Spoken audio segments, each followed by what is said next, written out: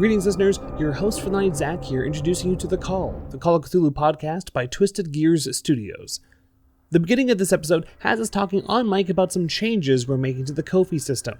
Normally I cut this down, but we're having fun talking about the changes, so we left it in, mostly unedited.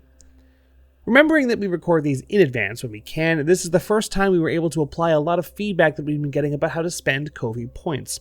So from now on, by popular request, we will be transferring donations from applying sanity to applying luck, since we'll be spending that a whole lot more. I don't want to take up too much of your time today, but we also have some changes and updates to how we're recording and the progress to the video studio that the community has been helping us raise for, and what we'll be doing once we begin to record video. Don't worry, audio posts will still be happening like normal. I'll put together a video later in the week detailing the plans and looking for your input too on some of the ideas. Hey, might even just start doing some regular vlogs to let everybody in on all the crazy changes that have been happening recently. However, as always, we'd like to thank our donators over on Ko-fi, such as Alec, KJ Noobs, D-Devil1193, TJ Taylor, James, Tyler, Rosa, Alex, Wes, and Flatted Fifth. We're almost done the build for the video aspects of the studio, and we're very excited to begin adding that in. But for now... Last we left our investigators, they were finally begun to mobilize. Discussing their findings and timeline of sorts has begun.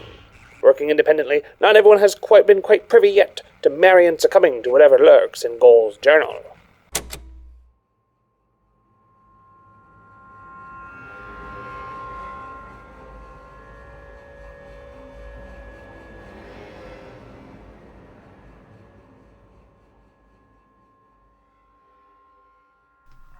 So, glad we're all back together again. It's once again been a little while. Zach and Liz got married. Yay! That was fun. That happened. We had a lightsaber fight. It was great. It was wonderful. It was a wonderful wedding. A lot of Cthulhu. fun. And now we're getting into it, though. We're getting into it. I'm going to do just specifically one thing to do with a little bit of bookkeeping that I haven't really done in the call. It was brought to my attention by some people in our Discord, our Twisted Gears Studios Discord, about the possibility of giving people more luck. Or having a system in place. Zach? You're the GM of the game? Oh, I run everything else. Yeah, okay, so do you want me just to let's say just that you're just going to decree It's it? a great place for a plug. Yeah, Okay, yeah, so yeah. I'll also mention it at the top of like little headers of episodes too. I do like a little blurb for every episode. Whose fucking phone is... That's mine. Was it computer? Was it from the It's a Discord computer chat? again. No, someone sent me a picture of a beer can. Can you hit the... We're leaving this in. Yes. That is so Canadian. Oh, somebody sent me a picture of a beer can again. What? In the ever-loving. I love Fuck. how he was ready to just smack a bitch and that he ended up being that bitch. I'll smack myself. It's fine. It's just me. Okay, we're leaving this in. I am the bitch. We're definitely... Okay. Can we explain that how we're sanity luck? Yeah, sorry. No, okay, so I'll also explicitly... By the time you hear this, you probably have already heard a bit of the explanation. But for anyone that supports us, even one time over on Ko-fi, you get access to our Discord where you can then kind of chime in and chit-chat. But where before, if you were a subscriber, for every $3 of your subscription tier, you have 1 point of what used to be sanity that you can bestow to any investigator of your choice. We're now going to change it from sanity to luck. Correct. And that will be provided to the GM, where he can then distribute that with your name attached to whichever of the people that you've stated that you want to. So, for instance, if you're a subscriber for $9 a month, then that is 3 points of luck. You can give all 3 of that to Amos. Please give it to Amos. I'm going to die. But you can also give it to like 3 other people. Don't. They're going to be fine. Or... if you're feeling very vile, if you are one of our crazy $18 a month subscribers, which is technically 1 point for everybody at the table, you could just give it to the GM instead and give him a bonus die on any one thing that he can either use himself or give to any other player. That's evil, but you can do that because you're paying for it. Mm-hmm. And then we'll pay for it. But now after saying that, I am going to do a rare thing for me in Call of Cthulhu games, which is to give you luck. Yay! But what I'm going to do is I want every player right now to roll me a d10.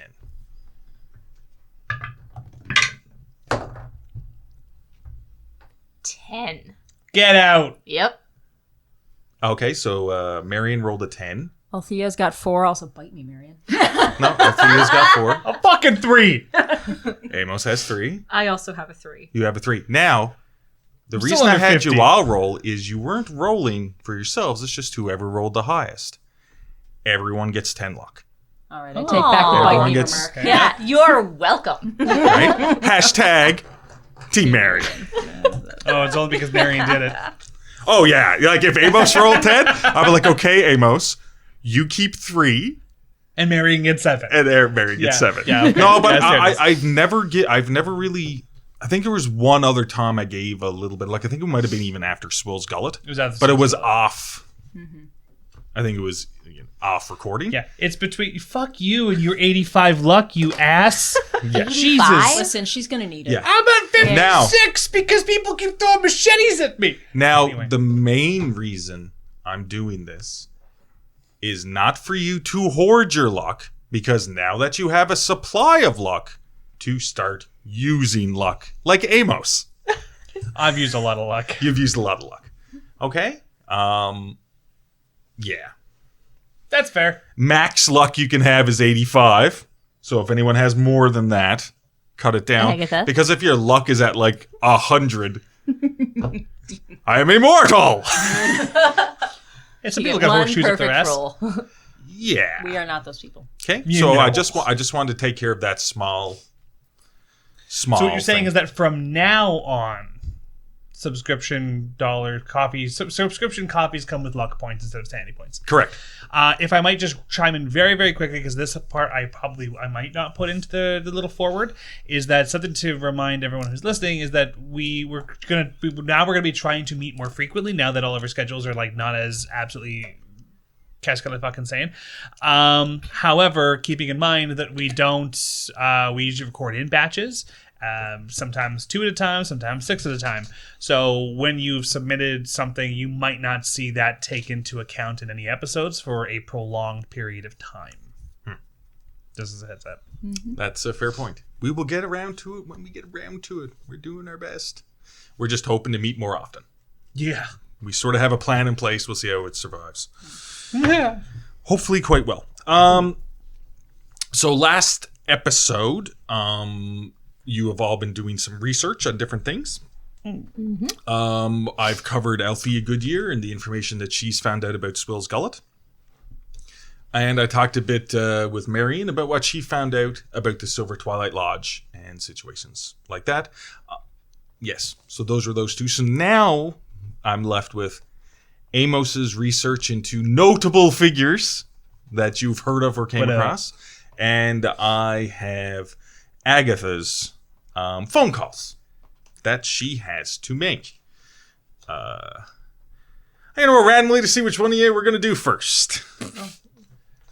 Oh, what? Sorry? No, nothing. No. I thought we were gonna do. We're shit disturbers. Yeah, that's fine. Okay, fine. You both roll percentage, and whoever rolls the highest gets to go first. Okay, cool. If that's how you want to play it. Sorry. Are you there? Yeah, you are. I rolled higher. Trust me. 6%. 97. Wow. It's fine.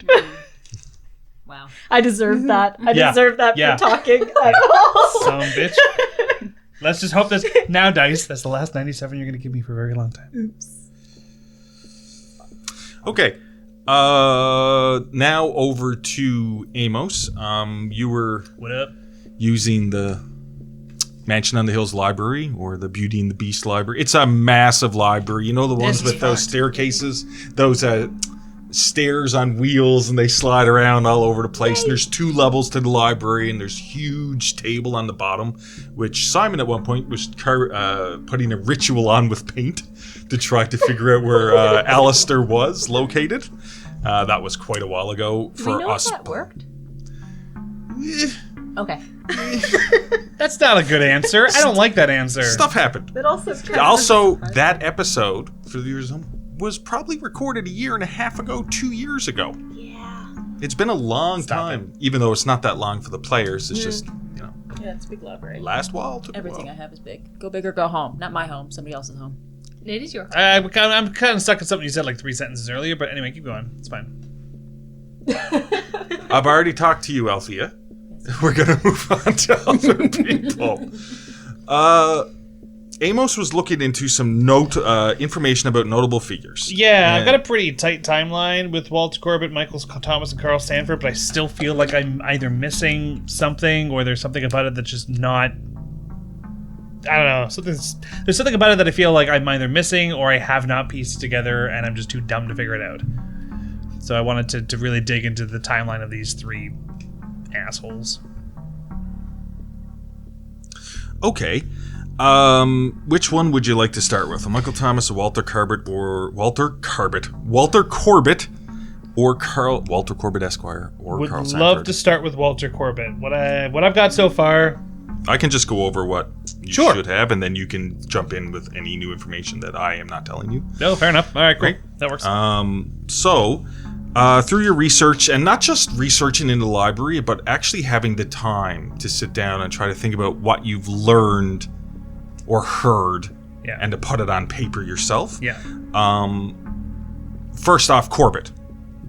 First time you heard that name was the Corbett farmstead, of course, in Swills Gullet. Nothing will grow there.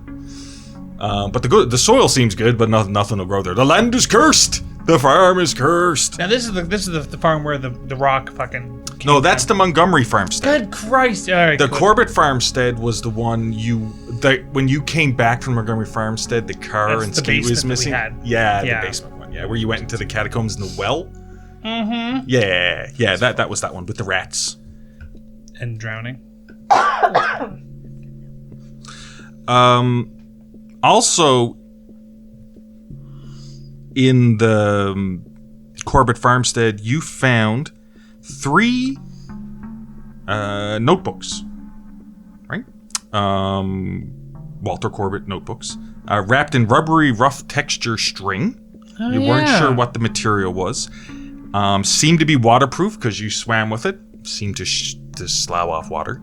And those were turned over to Alistair and Simon when you got back from Swills Gullet and went there.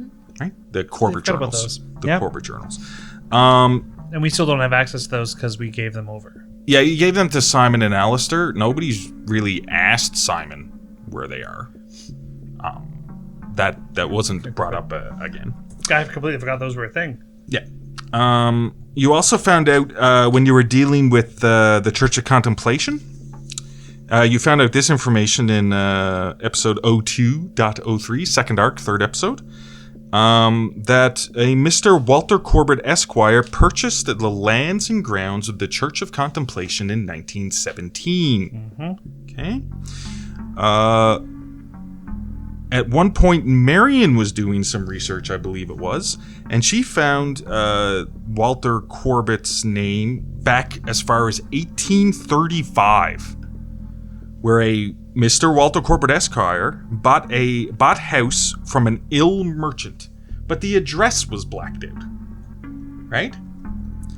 And 1835? it was 1835.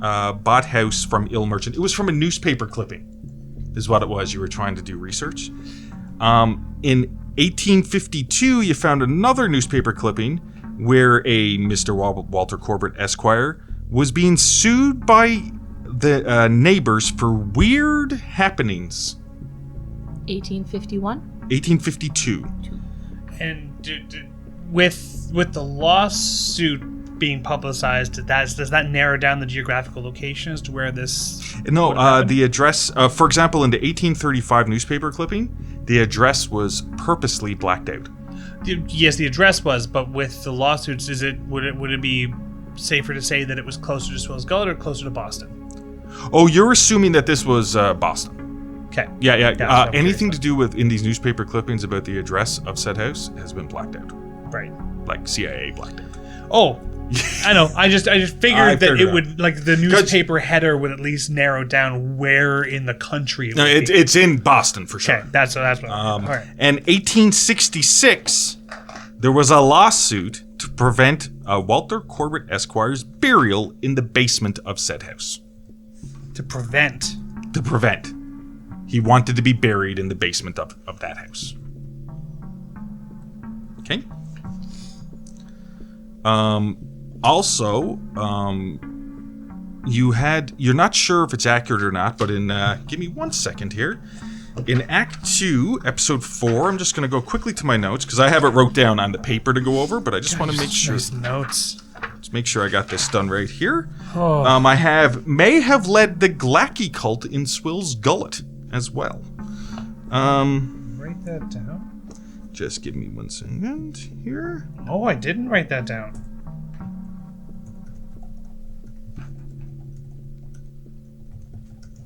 Here it is. Okay. When Glacky, the name Glacky, was brought up to Skeet in Act 2, Episode 4, Skeet mentions a Ma and Pa Kent were part of a Glacky cult. Yeah, I remember this. And that led somehow to the church blowing up. So it wasn't just old Father Tulk lighting his pipe, potentially, which is what he said in the first episode. Then the cult died down. They used to meet at Drumwick Lake. And if you remember, Drumwick Lake was where you had found the people crucified. That's where this one lost her goddamn mind. Yes. Skeet freaked out when pressured on what happened to him there. Like, he closed off, you know how Skeet does. And also, Walter Corbet may have led that cult. It was not a definite, but the idea of the Corbett farmstead was also part of the information. You had also found out that he was the Grand Master of the Silver Twilight Lodge in 1911. Yeah. Okay. And now what I'm going to do is actually, with those dates in mind, I'm going to quickly move on to Michael Thomas, because then you're going to fill in some of those. Yeah. You're going to start seeing some of the connections. Is there anything else you'd like to say about Walter Corbett at the moment, though? And anything that I might have that may not have been mentioned, but Walter Corbett, Grandmaster, bought the church. That is all the stuff that I had currently noted, and a couple things that I hadn't noted that you just mentioned. So yes. Now, I'm also just going over information that you already have. Yeah. I need you to roll me a library use. Really? To see some connection points. Like, you know what I mean? Like anything else you might know, because I forgot to do it. 33 out of 63. Okay. That works. Perfect. But I'm just going to move on to what you know about Michael Thomas. Okay. So, the Reverend Michael Thomas was the owner/cult leader of the Church of Contemplation, Church of Our Lord, Keeper of Secrets. Long title. It was closed is an appropriate term, I guess, in 1912. And it had to do with the disappearance of neighborhood children. Apparently, there was a police raid where 3 cops and 21 cultists were killed. Now, those numbers, depending on what newspapers you look at and everything, seem to fluctuate. You know, it could be 4 cops, 20 cultists. It could be plus or minus 2 people on each of those. It seems a little bit loose. Okay. Michael Thomas was sentenced to 40 years in prison. He had 5 counts of second-degree murder. And he apparently escaped from prison in 1917. Yep, Charleston State Prison. Another piece of information you've already found out was there is no record of a Reverend Michael Thomas existing prior to 1912. There's no birth certificates, there's nothing. He just seems to have appeared out of nowhere in 1912.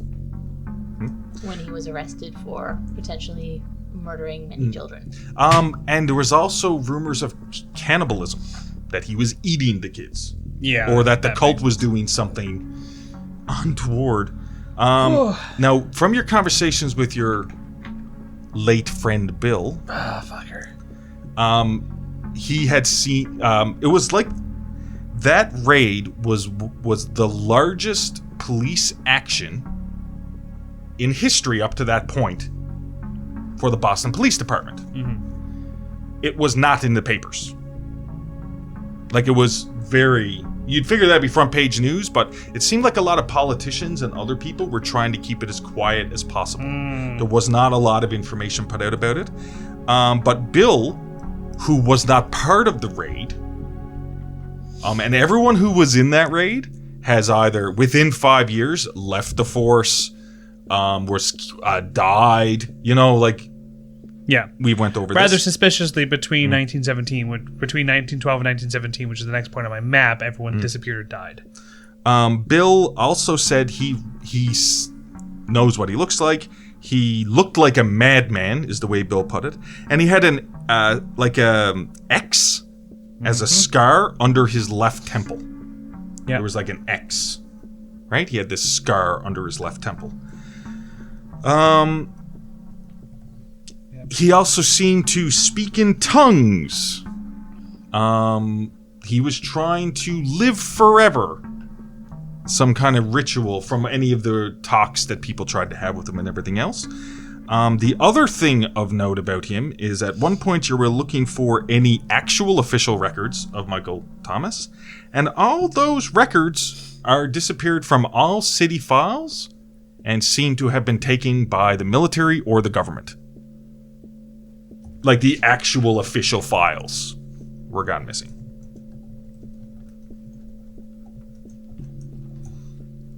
Okay. So basically, to go over that timeline very quickly again, Walter Corbet was the Grand Master of the Silver Twilight Lodge in 1911. There's a lot of other timeline stuff there, but he purchased the lands and grounds of the Church of Contemplation in 1917. Now, the previous owner of the Church of Contemplation was Reverend Michael Thomas. It was closed in 1912, then he escaped in 1917. So we're seeing a lot of 1917 dates here. A lot of 1917, a lot of 1912. It's very likely that these two are the same person. And then there was the person you know the least about was actually a Carl Sanford. Yes. Yes. You knew that there's a Silver Twilight Lodge Gentlemen's Club outside of Boston, which I refer to as the country Silver Twilight Lodge. Right. While the one inside Boston is the city Silver Twilight Lodge. Sort of like Country Skeet's City Skeet. Yeah, Okay. yeah. It was a gentleman's club, so basically that meant in that time period, men only. I guess it might mean that. I don't know. But Carl Sanford owned the land and estate for the country Silver Twilight Lodge. Father O'Malley had mentioned that, I'm pretty sure it was Father O'Malley, had mentioned that Skeet looked an awful lot like Carl Sanford. Now, real quick, and maybe you're getting to this, and maybe this is something here. So I've got Carl Sanford appears on my calendar at 1912, but I have ownership of STL as a question mark. Do we know that he owned Silver Twilight Lodge? We know that Carl Sanford owned the land and estate. And that's in the country one? Country one. Yeah. Okay. Something else. Was that... that shouldn't be everything. Give me 1 second here. Okay. Something else in Act 3, Episode 4, Where to Next? Apparently...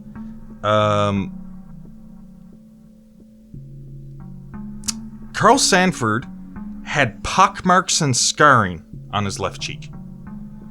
There was pockmarks and scarring. Is some information that you had about him. Okay, and there was really not much record of Carl Sanford previous to 1918. Previous 1918? Yeah. Because I've got him appearing in 1912.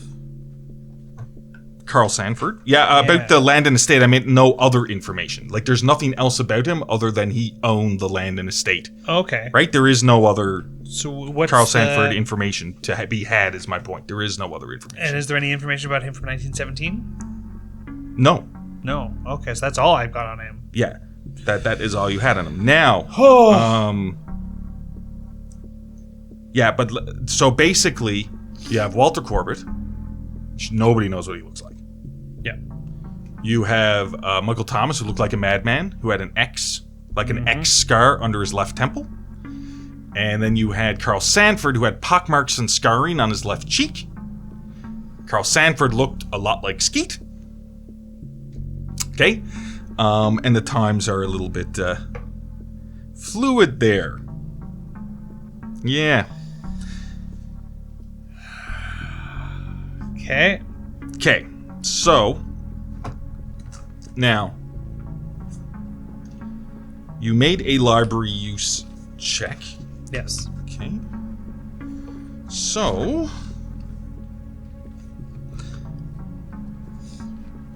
the weird thing is there is not a lot of actual information to do with these three individuals. But what you do find is that there's a reason for it. A lot of files or search into these three particular people are redacted in some ways or another. And it's redacted at the government level. Similar to, like I mentioned, the files. Yeah, the records have all been. And I know the New England Center of Antiquities is not a government entity; it's a private one, right? Okay. Yeah. Now, you do, with your library use, come across a notable piece of information. Oh. Something that was missed. In the library's records. In this library's records? In this library's records, when it comes to the house from the 1800s that Walter Corbet bought. Remember, 1835, yeah. That house's address is the address of the haunted house where you had found Father O'Malley. Okay. You do find that, which is a big piece of information. It is. But you do find that it is that address. And it's not as much that you have the address. In one of the pictures, there is, in one of the newspaper clippings you find, it is a picture of that house. There's like a, you know what I mean? Like a grainy, sorry, it's not a picture, but it's like a drawing, a very nice drawing of the Now they would have reported but it's it. very noticeable. And as you're looking at it, I do need you to make a willpower roll. Oh, shit. Oh, God damn it. Oh, guys, that's good. It's 29 out of... My willpower is amazing. It's 80. So that's like a hard success. It's not an overly crazy thing that was going to happen, but it almost seems to you like the curtains on the second floor, even in the drawing, is slightly moving, but you're just like, no way. It's a drawing. It's a drawing. What is this, Harry Potter? Trick of the light. So that is basically a good piece of information that you have found. That is where Father O'Malley was in some kind of loop. It's actually some... Okay, so can I go through my timeline real quick? Is that okay? You Is can. that a waste of everyone's time? No, I don't think that's a waste of everyone's time because I can also correct certain things, or you can correct me if my notes are gone weird. So here's what I got. I'm just going to kind of breeze through the 1800 stuff because it's only about the one person I've got here. But 1835, Walter Corbet has reports of buying the haunted house in Boston. Just under 20 years later, in 52, he's sued for weird happenings. I would too. Oh, his neighbors sued him. His neighbors sued Mr. Walter Corbet because of weird happenings at his house. Strange lights, noise at all hours of the night. Yeah. Do we know if they were successful in this lawsuit? You didn't find out. Okay. In 66, so 14 years later, he is prevented from being buried in the basement of his house, which now that we know it's the haunted house... He was sued. You don't know what the outcome of the case was. You just know that he was sued to prevent his burial in the basement of the house. You don't know if it was prevented. In that news article, did it say that was it a posthumously debated lawsuit, or was he alive fighting for his post-mortem rights? From the way you're reading it, it seems like he was dead. Okay. And it was his wishes, and they were sort of suing the estate to do it. With that line of thought, can you go ahead and make me a library use check? Oh, shit. Okay, cool. Yeah, that's not... That's not good. Okay. It's Can you use some luck to succeed? not that much luck. I'll push it, though. Do That should it. be fine. My library use is fairly good. It's 'cause Good. library use is awesome. I pushed it, and I got a 62 out of 63. Hey, what up? Yeah. Now, the other thing was I didn't speak up then because if that was a failed push roll, I would have so fucked with your timeline. Because I would have been I like, in your notes, change that date to this date, change this date to this date, because I get to screw with your notes on a failed push roll. Oh, Like I so like you, glad. you really. It can be. That's why I was like, Nobody nobody can that see what could've I'm been doing, but horrible. I'm holding my breath. Hey, we're really close to unlocking all the things we need to get video here, so just, fucking yay go team. Anyway, okay. I'll pass. Okay, so let's just So very quickly, let's just go back to the line of questioning that you just had. You were still referring to the neighbors suing. He had been deceased. Yes. Yes. They were suing his estate. Yeah. There we go. So, very quickly you get this spark of inspiration in your mind. You go quickly and you start looking up through some law precedents and stuff to do with that. Like, I mean, it's not for every day somebody wants to be buried in the basement of their home. That's unusual. Especially in Boston. Maybe there is other court case to do with this. But also, who dealt with his estate? Right? That's a question. If he's dead, somebody was the executor or had to deal with that estate.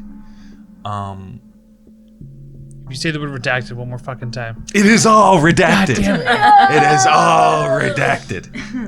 And the name, it's not obviously familiar to you, but you do find a name of the executor of a Walter Corbet estate.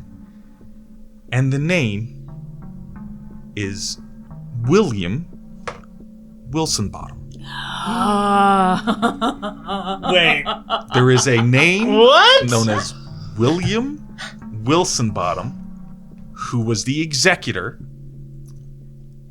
of the Walter Corbet estate from the 1800s of that time. Now, there is no pictures or drawings. You just find a name. Listen, it might be his dear old papa. Fucking his dear old papa, huh? Just so you're aware, whilst this man is in control of Walter Corbet's estate, we're about to find out as I continue reading this cacophony that this man is also still not dead. So, If it's bother that nonsense. If it's 1866, that's not his dear old papa. That's his dear old grandpapa. Could be that too. Walter Corbet, according to my timeline, is also still alive. So all bets are off on this cockamamie scheme.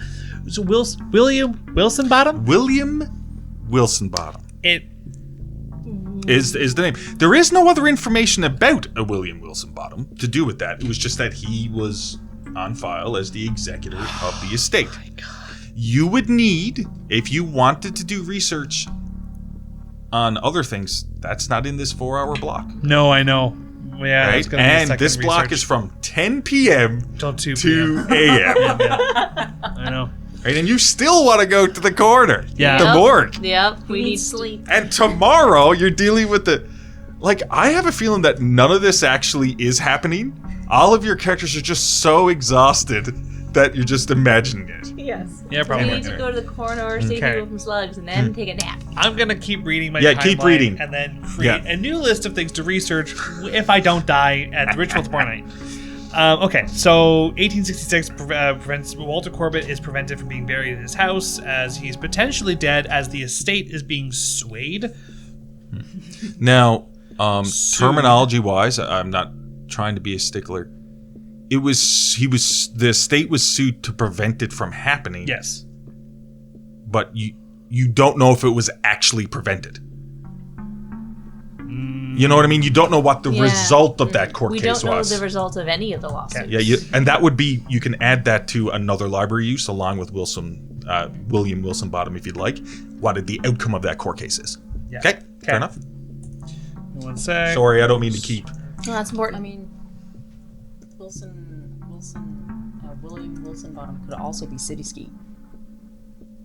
City Ski is Ulrich Fannin. All right, speaking of which, we're moving on. So now we're out of the 1800s. We're going into my timeline into 1912. 1912, the following very conspicuous things all happened at around the same time.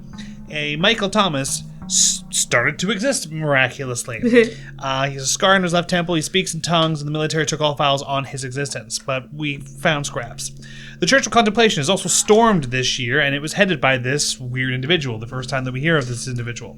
It's the largest police action around, and there's no news, and I've got 3 journals that might be attached to it. I don't know. That's something I'm going to put into a research later as Poke Simon about 3 journals. Walter Corbet is referenced again after, presumably I've just discovered, maybe being dead as of 1866, but he is listed as the Grand Master of the STL at the time of 1912. That started in 1911, but was that's within fair. That's fair. the world of 1912. At this point, Carl Stanford also appears out of fucking nowhere, crawls out of like a molehill in the ground, and he claims to be the Grand Master, or at least owns the land that the country STL is on. Mm-hmm. But he's got pop marks and scarring on his left cheek, which maybe it's makeup covering up a X scar. I don't fucking know. Michael Thomas, who previously mentioned owns the Church of Contemplation, was arrested for 40 years for 5 counts of murder. Also in this year, Barnabas Jones and Heinrich enter and escape the haunted house that was Walter Corbet's. With Father O'Malley. And They escaped. He didn't. Yeah, I was going to say, they did. Yeah, he didn't escape with him. He was left behind. In 1917, so 5 years later, Walter Corbet buys the Church of Contemplation. Ulrich Fannin is arrested. Michael Thomas escapes Charleston State Prison. That's rather sus, being that, the same year a guy that looks just like him bought the Church of Contemplation after he escaped prison. Albert Ghol also escapes during this period of time and is likely associated with that. This is also the year, at around these people escaping, people start disappearing from Swill's Gullet. And by this point, any person that was associated with the raid of the Church of Contemplation have disappeared or have left the force. And present day, we're running into issues such as the Swill's Gullet event, Walter Corbet having led the Glacky cult, Heinrich goes to Swill's Gullet, which sets off the events that we're currently on, and Michael Thomas bought robes for the Silver Twilight Lodge the exact day that we returned from Swill's Gullet. Yes, that is the point I forgot to bring up. Is when you went to when Agatha and Marion went to Chafe and Sons. Right. I believe it was Agatha had found a receipt for the order, and it was a Michael Thomas who ordered them 3 weeks ago, if that. Yeah, the day we arrived. The day you got back. Or suspiciously close in proximity temporarily. You haven't heard from him you haven't heard the name since he escaped prison, and all of a sudden Michael Thomas is the signature that's on the sheet. But Althea seems to want to say something. Oh, Althea. You're all together in the library. Althea had an idea. I was going to say, she's there. Okay, perfect. Please, for the love of God, help me out with this. No, I just had a thought. So, in terms of Walter Corbet, okay, the house. We know that was the house. Yeah. Okay. Yeah. In the basement of that house, when we were there, was this black goo, whatever. There was. Well, there was a monster that in oily the basement, but he had a vat in the whatever. backyard. Yes, there were vats of it, but there was also that weird thing that attacked Marion and took her down the stairs. Came out of the walls. It was also supposedly in that house, because you and I saw it, that Agatha had gotten her contamination of that weird black goop that was replicating her eye or whatever, right? That's a guess, yeah. If Close. it's a guess. If Walter Corbet was actually buried in his basement of his house. Also, I'm putting this off the fact that black goop that was on the walls under my own home. The black goop, you have clear goop in your basement. There was goop or whatever was creating a replica of me. If somehow all of this goop stuff is kind of like it's together or whatever, that it, whether it's the black or whatever, this goop replicates people. If Walter Corbet was buried in his house, anyone who drinks the black goo can become Walter Corbet. Or he himself might have been replicated, and the Walter Corbet that bought the Church of Contemplation is the replica of the original Walter Corbet, or whatever. Or maybe he's an ongoing replica. Okay, that's a fair point. At this point, I do need to bring up something, because this is at the end of the 4-hour block for you three in the library. Agatha is not in the library. But from last episode, at this point, Marion had failed a willpower roll while transcribing information from Al, because she's just sitting down listening at the long table, writing, and something's going to happen. But first, I'm going to go to Agatha. Oh my God! But no, I needed to stop conversation that you were having because the timeline is caught up.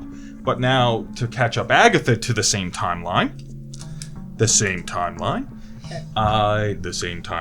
I need you to... Yes, you were going to go check on Father O'Malley. Yes. And you were going to, I believe, make a call to a Father Farwell. Which would you like to do first? I want to make the call first. And would you like to explain to our listeners who Father Farwell is in regards to your character? Okay. Yeah. Okay. So, his name... Because he is a contact. He is. He's a professor, but is his Reverend Jonah Farhell. So Professor Reverend Jonah Farhell, however you... Whatever way, yep. Is. He goes by both. By both. Was a mentor for my first job, which was at Taunton Hospital, which was where Ghol had been put after his trial. Correct. And the reason I'm calling is because Jonah Farwell... Farwell, yes. We're just going to call him Father Farwell. Father Farwell sounds better. Okay. Was actually the person on his case, but because he was a mentor, I was partially on that case as well, because I was a student at the time. Okay. And then after I was attacked by Ghol, I was moved to Danvers afterwards. Yep. And then that's why I'm calling, is to get information about the case of Ghol, is essentially. Okay.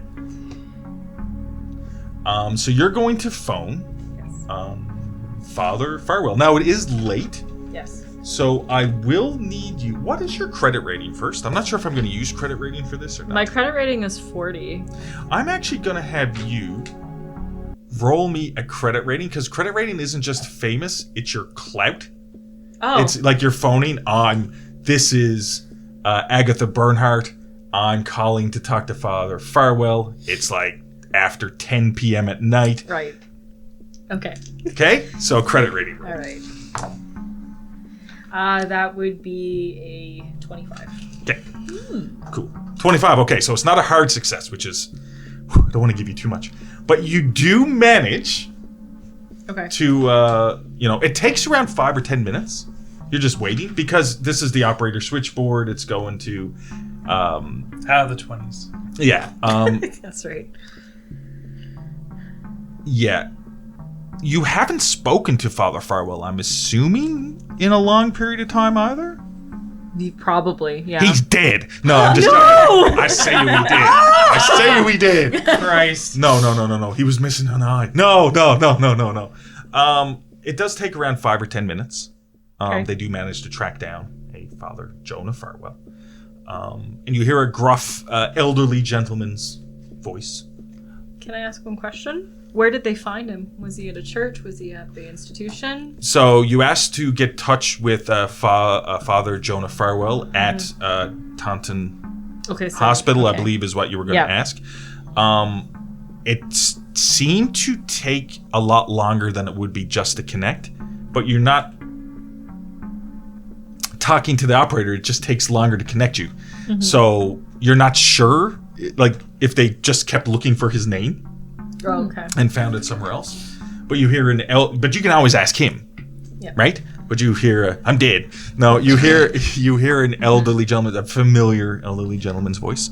I'm just going to take this as that Father Farwell wasn't really an asshole. He was, he cared about people. This is the way I'm looking at him. He was good at his job. He tried to help people, although I mean, at the time period, helping people could meant doing horrible things.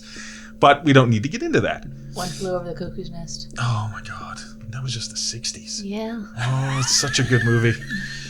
Such a good movie. Such a good book. Yeah. Okay, so now. Let me get the voice down. Accent? No, I'm horrible at voices. Is this Agatha? He's old. Like, he's not a young man. Right. Is this Agatha Bernhardt? Yes, Father Farwell? Yeah, that's me. Do you remember me? Yes. Yeah, it's been a while, hey? Yeah, it's been years and years. I'm very sorry for not keeping in touch, and I'm very also sorry for the lateness of the hour. Okay. Is the voice funny? Do I need to change the voice? No, I think I caught myself breathing nosily into my microphone. Oh, okay. So I was just saying, everyone's like giggling around me, and I'm like, he's just like gruff. That. Yeah, sorry. We worked together at Taunton, yeah? Yes, that's correct. I was, you were my master at the time? I was just a student. Yes, you're quite a keen student, as I recall. Oh, thank you very much. I appreciate that. You were a wonderful tutor. I will say that. But I'm sorry to just kind of jump into the meat of this conversation. I know this might be very touchy information, but unfortunately, it's very, very important. I'm actually going to touch base with one of your patients, Albert Ghol. Oh. Wait a minute, he's the one that attacked you, wasn't it? Yes, he was. Strange character.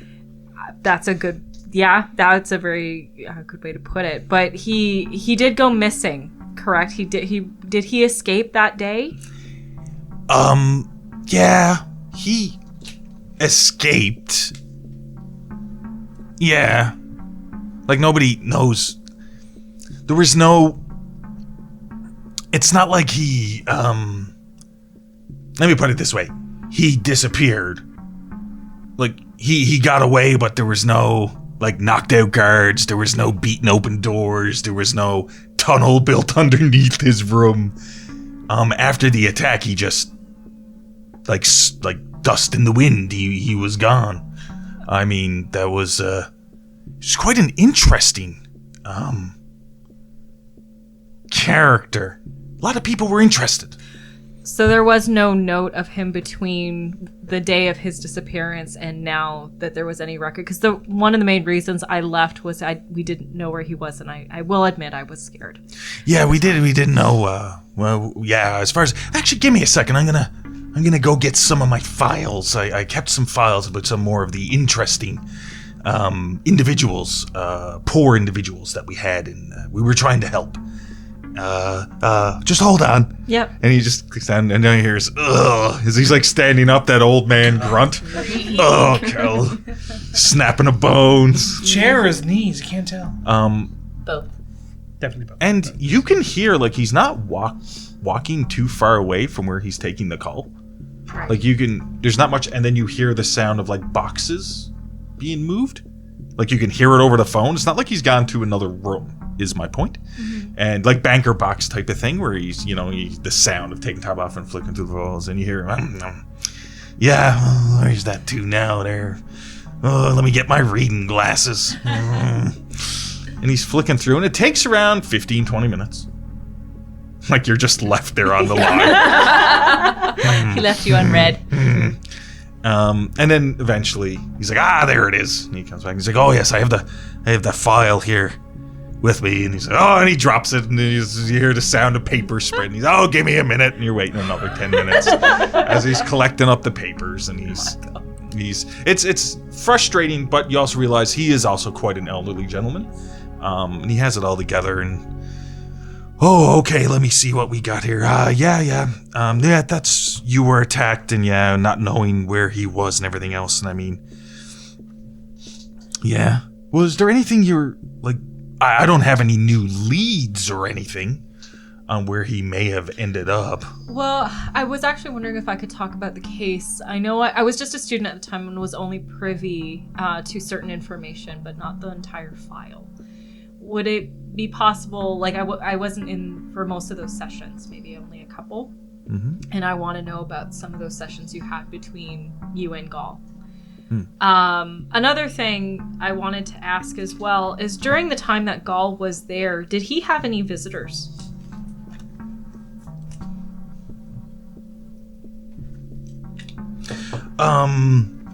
Visitors. Well, firstly, I do need to correct you on something. I didn't have interviews with Ghol. It's not that he didn't have visitors either, but there was an outside psychiatrist, a doctor, who came in, who did all the interviews with Ghol. Let me look through my file to see if I can find out his name. Oh, it's wait. Well, let me get my. I need a bit more light. Stop this! Stop this! And he's like, you can hear his finger going across the page as he's trying to read through my finger lines. going across your page, and it's like, that's not a better man. This better not be really the, did. This better not be the name, I think. And he's like, oh, here it is. It's a Dr. Barnabas Jones. Wait. That's not what I was expecting. No, I was expecting something worse, actually. Yeah. What were you expecting, It was Elder? going to be Simon. No, yeah, it's Dr. Yeah, it was a Dr. Barnabas Jones came in predominantly and was doing the meetings with And this was a psychologist?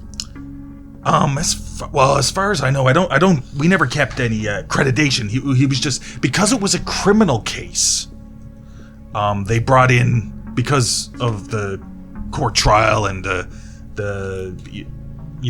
for him to be sent here so he couldn't stand trial, that they brought in this individual who was working with him. It was Dr. Barnabas Jones, yeah. Now, this doctor, was associated with Taunton, or he was just called from the outside in? That seems kind of odd that they would ask for a psychologist when we had psychologists at the hospital. Yeah, but we were, because it was a criminal case. Oh, okay. So he was a criminal. Because he had attacked, I believe it was a shop owner. It was somebody he worked for. He was a tailor. Yeah, something to do with shears. He liked, or scissors or something, I think. Yeah, basically attacked the guy with shears. Yeah, that's correct. I remember that. Yeah. Well, okay. My next question then is, because it was a criminal case, it would be assumed that Ghol had a lawyer or someone that represented him. Is there any note as to who would be his benefactor, possibly in this case? Oh, who was the guardian? Yeah. Let me see if I can find it in the files here. It's a good fucking question. I didn't even think about that one. What the fuck is he rolling? Why are you rolling? I can't see what the result is. I can just tell that he's rolling. Okay, so apparently it was just a public defenders. Just as far as we know, like there was nobody, or at least at the start of the case, there was nobody who, he had a public defender. Is who he had. But I mean, he was clearly insane, so it didn't even take much of a public defender to take care of this. But saying that, it is weird now that I'm looking through the file, because he was declared insane, right? And he was sent here. So why would, like you said, why would they need to continue an outside psychiatrist for a court case that wasn't going to happen? He was put here indefinitely. Like, that does seem weird. Let me just give me a second, and it's like another 15. I want to ask you a question so bad. I know, right? You're not there. Sort of, flicking through.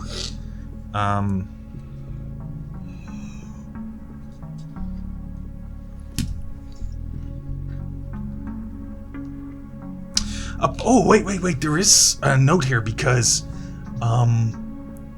even though it was sort of taken over by the state, Ghol did have, if you will, special privileges to a point. An outside benefactor paid so that he would sort of have his own food. But I mean, we did what we could with all of our inmates is the wrong word. With all of patients, yes. We did what we could with all of our patients, but I do recall Ghol used to have specialty foods brought in and stuff like that he could have. But the benefactor is, I mean, I can't really pick out the last name. Okay. But the Heinrich is the first name. These two motherfuckers. Heinrich is the first name. I'm going to assume, was this Heinrich also possibly next, or did Ghol have next of kin if there was anything that happened to him at the hospital? Yeah, apparently Heinrich was labeled as his emergency contact. Okay. As his next of kin. It doesn't put down that it's his brother or anything. It's just that he is the emergency contact. Okay. If anything were to have happened. Yeah. Right.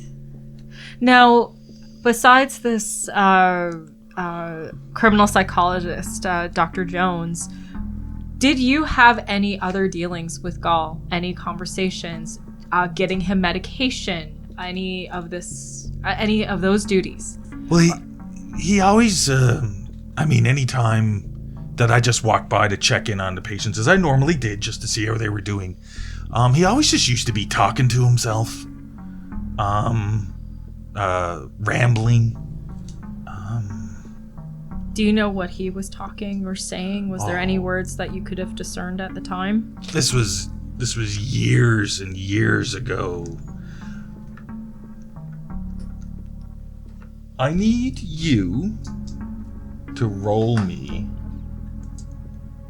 a persuade. Persuade might be the wrong use for it. It's just I don't want to roll it because it could be an integral piece of information. So I don't want to roll it under something I have. And persuade wouldn't be the right one because you're not persuading him. It's trying to get him to sort of remember a psychoanalysis roll. Okay. Maybe because that's what you use to help people who are having a mental break. Maybe it's something that you could use to help people think. Yeah. All right. That's 51 out of 73. It's because you rolled it against your water bottle. Ding! The keeper's water bottle. Yeah. Ooh, even worse. Worse or better, clearly. That's true. Okay. Can you repeat the question to me again? Was there anything when you were hearing him talking to himself? Was there anything that you could discern what he was saying? Any words? Any phrases? Or if it was a different language? Anything like that? Very, very little. He just seemed to be having conversations with people that weren't there. Sometimes he would say, the name Heinrich. Sometimes, as his benefactor or good friend or whoever that gentleman was. Sometimes he'd be talking to Dr. Jones, even though he wasn't there. And I believe I made a note of it. And I did mention to Dr. Jones that in the night he used to call out for a Walter Corbet. He used to... But, the reason I brought it up to Dr. Jones, it seemed like Ghol was terrified of whoever this Corbet was. This Corbet man was.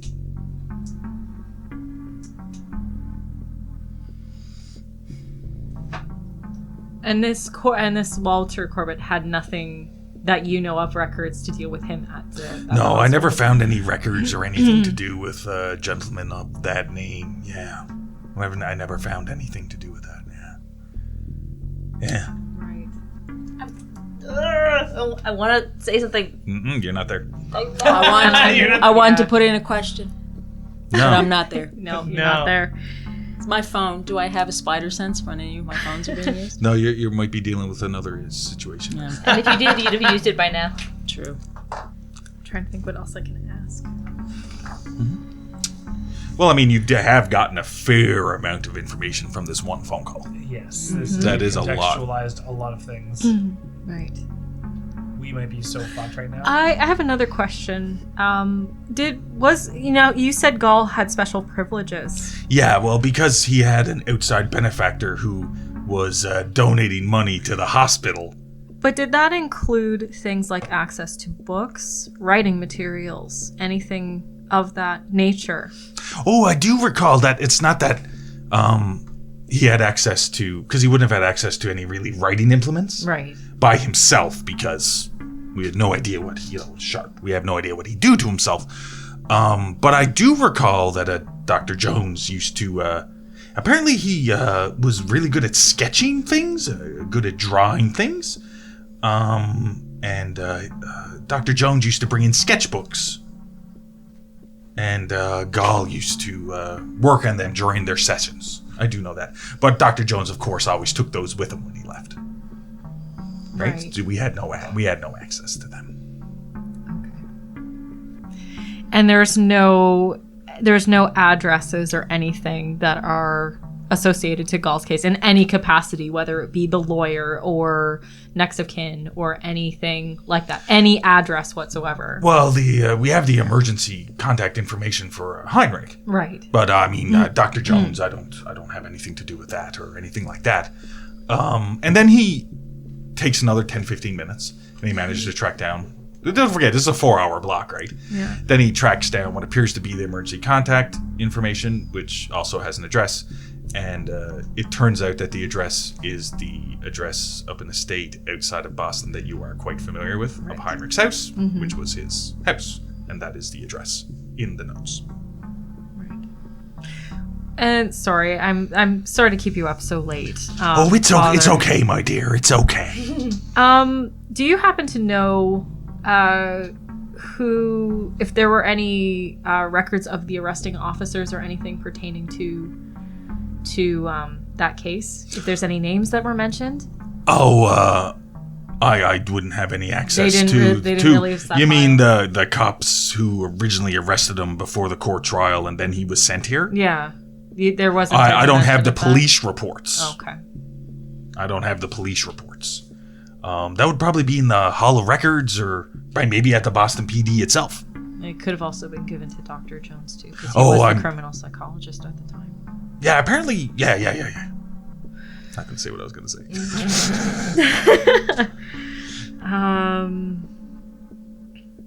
Yeah, if there's any additional information that you could potentially find, and I'm going to give you the number to Althea's estate, and I said if you could just continue looking through your records, if there's any pertinent information, could you please give me a call? It is very important to me to figure out some more about this guy. Okay. That shouldn't be a problem. And you see, as you have to say it a couple of times to him as he's writing down the information he needs to do to be able to track you down at the mansion on the hill by phone.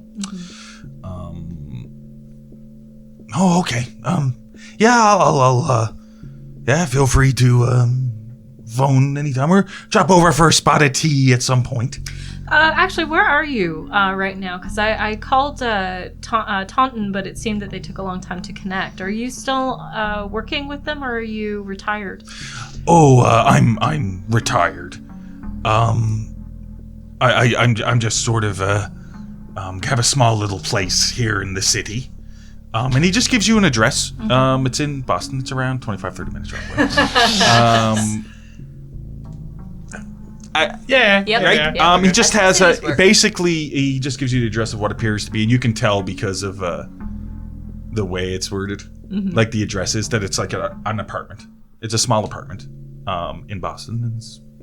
And that's why he didn't have to go far. But you also realize because of this question that he has files he took from Taunton when he retired Right. in his apartment. I have another question for you. He's just like, Oh, yes, yes. Do you have any files pertaining to a Walter Corbet or a Michael Thomas or a Carl Sanford that were potentially could have been patients at some point?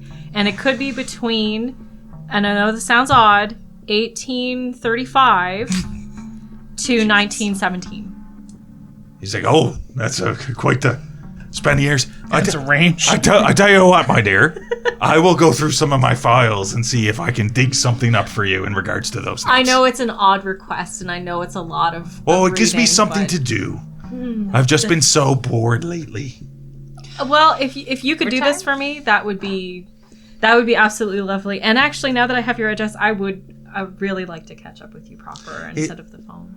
I really appreciate it. It'd be nice to have somebody by for a spot of tea. Aww. You can tell he sounds extremely lonely.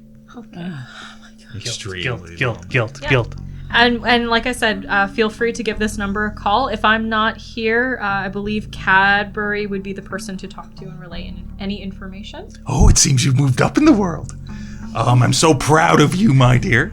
Anyway, I'll let you go. I know you're probably quite busy, and I'll take some time and scan over. Don't forget, this is like now 11 p.m. at night. Yeah. And I'll scan over some of the things. Post haste. He says, okay, I'll see you soon. And he clicks off the phone. Thank you for listening to The Call. Our next episode will air Tuesday, August 9th with Spacers, our sci-fi podcast. We're waiting for us all to get together and plan a few episodes ahead before we're coming back online.